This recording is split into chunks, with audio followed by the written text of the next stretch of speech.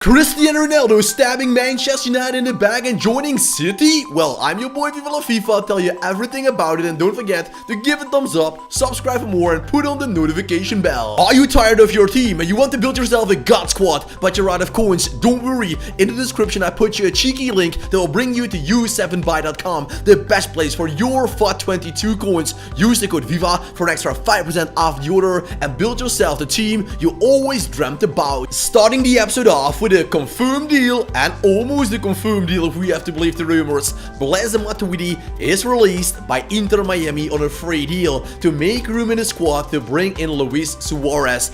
As you might know, the MLS teams have the possibility to sign 3 designated players. What is that? They're outside of the budget. So Inter Miami, just like all the MLS squads, they get, for example, 10 mil to build themselves a squad, plus the opportunity for 3 extra players. If they're done, they're done. We have, of course, Blaise Matuidi, Gonzalo Higuain, and, well, who's the third one? I think you know. So now they are going to release Blaise Matuidi to make room for Luis Suarez. Higuain and Suarez, the warriors of the Copa America in the past, Argentina and Uruguay reunited at Miami. Alexander Lacazette has rejected his first opportunity to move to Newcastle United. Why did he do that? His salary will be even better. He can play games instead of being on the bench of Arsenal. And what does Alexander Lacazette actually want in his career? Is he still waiting for Real Madrid, Paris Saint-Germain or Barcelona?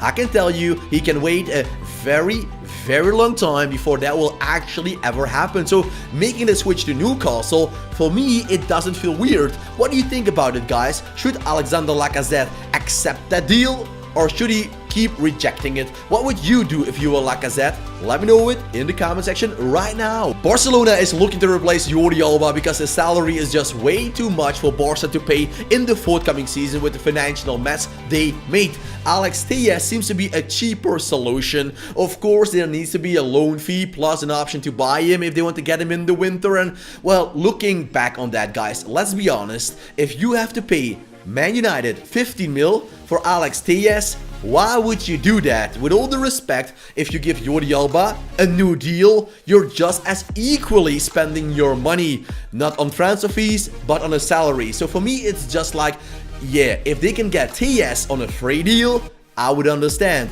He's 50% of the salary Jordon Ibe is earning, but if you have to pay 10 to 15 mil for Alex Telles, that difference is gone. And then you should rather keep a player that you know, who knows the playing style, the club philosophy, and actually has a heart for the club. Once, Tony Vilhena was a very talented centre midfielder who actually made it to the Dutch national team, but when he switched Feyenoord Rotterdam for a move to FK Krasnodar just to cash in Russia, that career was all gone. Now he's returning to the bigger clubs in Europe to play against Barca, Real Madrid with his team Espanyol, and of course the living style in Barcelona, because Espanyol is from Barcelona. For the outsiders that don't know that is of course way more beautiful than in the cold mother Russia. Krasnodar is just a grey, empty city. With Barcelona, it's actually a move forward. And even a player like Tony Vilhena, he's a multi-millionaire. He can play and live in a beautiful city like Barca, play in the sun, enjoy the beach if he wants to, enjoy the dinners, enjoy the wine. He has a beautiful life.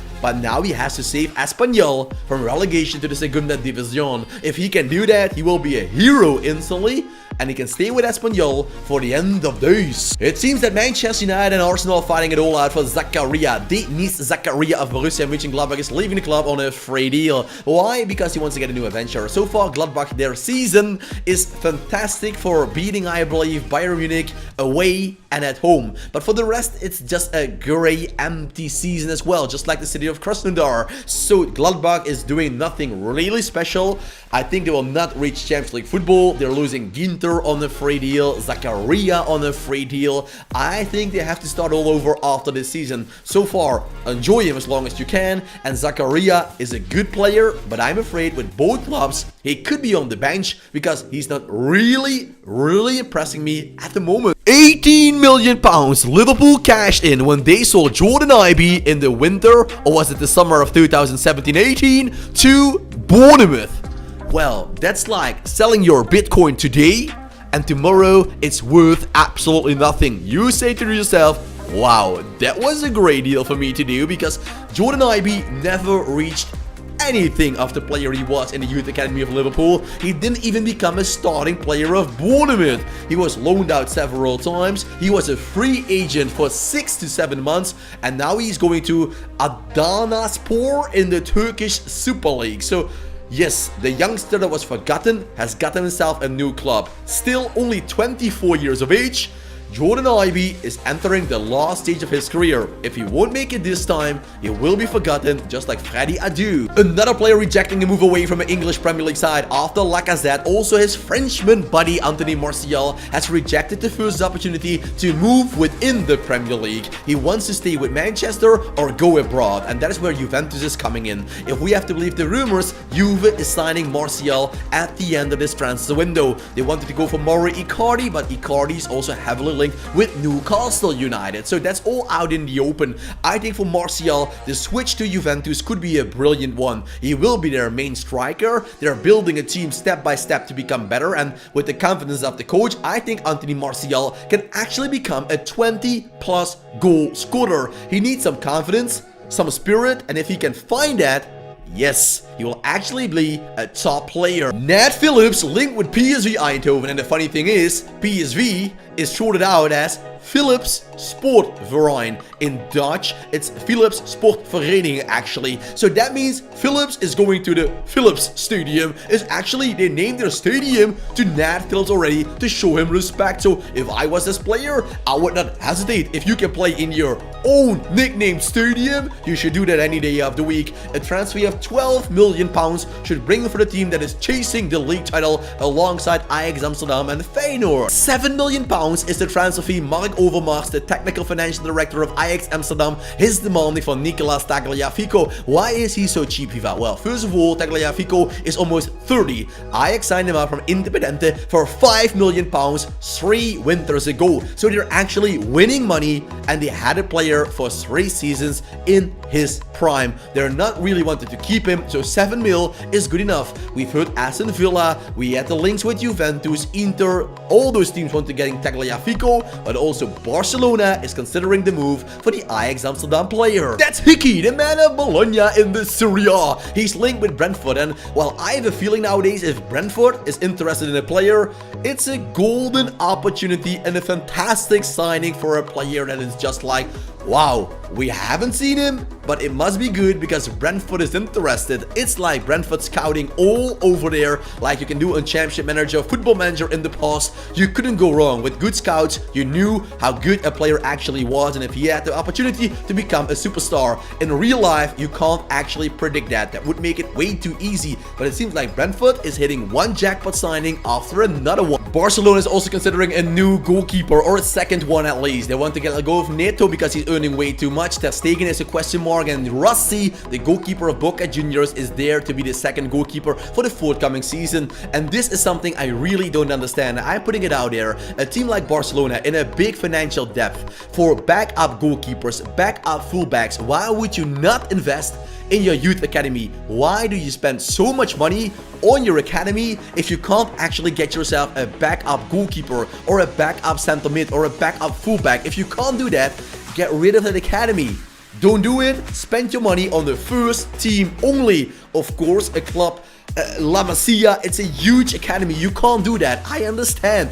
Barca needs to live from that academy, but please live on it. Give players a chance. Get yourself a second goalkeeper out of that academy instead of spending that money you don't need to spend. Rangers fullback Barisic is close with a move to the Premier League. We have Aston Villa that's interested, but after signing Lucas Digne, I think this is unrealistic. So that remains Watford in the picture of Barisic. Barisic is not a very quick left back, but he's complete. He's good with his speed, very physical, good in the passing, good in the shooting, good in the standing and sliding tackle. So a player you can trust. You can trust him defensively, not bad at all. So Barisic going to the Premier League. Once again, the Rangers could be losing one of their target players. It seemed that Salai was already a Chelsea player only a couple of weeks ago, but that deal didn't happen, and now we have Newcastle United, West Ham United chasing the man of Fenerbahce. Around £20 million can bring in the man of the Hungarian national team to become your new beastly centre-back. A great player for me. I think Salai deserves a step up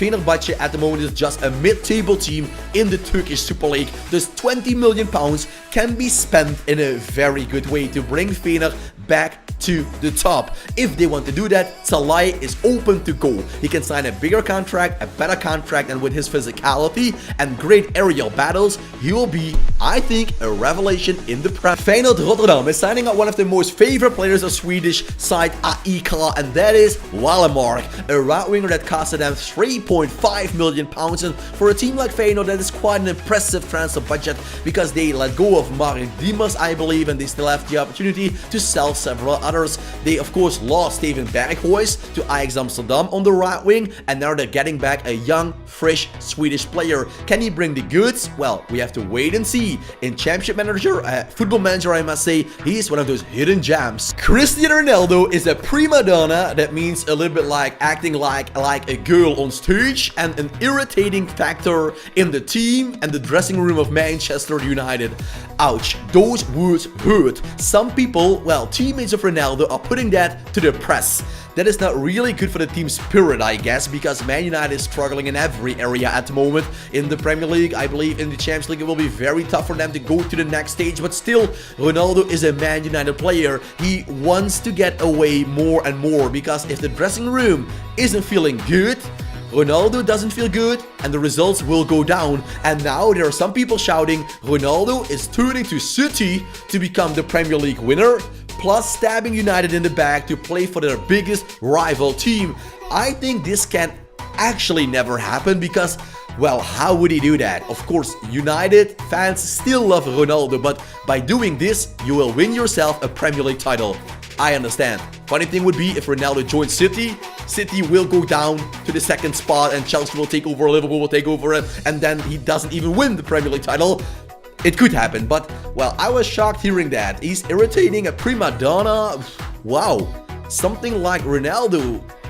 I didn't think he was like that. He was always working hard for himself, for the team, and now players don't like him in the team. Not on the pitch, he doesn't do any defensive work, not in the dressing room, not...